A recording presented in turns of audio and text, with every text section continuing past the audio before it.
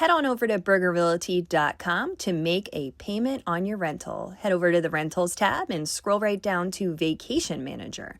Once you get there, you'll see you can sign in. If you do not have an account, click Create an Account, fill in your information, and click Submit. You'll get an email confirmation that looks like this. You're going to click Confirm Email. Once you do that, you're able to log into your Vacation Manager account.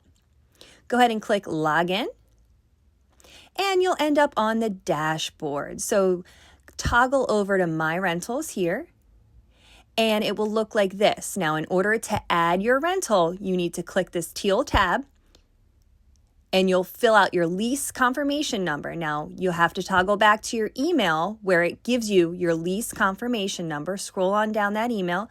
It's right there. Go ahead and copy it. And you're going to paste it right into the lease confirmation box and the last name on the lease, and click Add Lease. Once you do that, you'll see it populate right here. Toggle right over to the Actions button and down to Pay.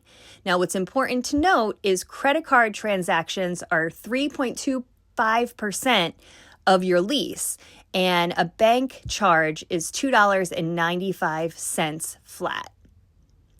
Click Yes, I agree. You'll land on the Pay with a bank account option and toggle over. You can pay with a credit or debit card, fill out the information, and click Pay. And that's it. That's all you have to do to make an online payment on your Vacation Manager.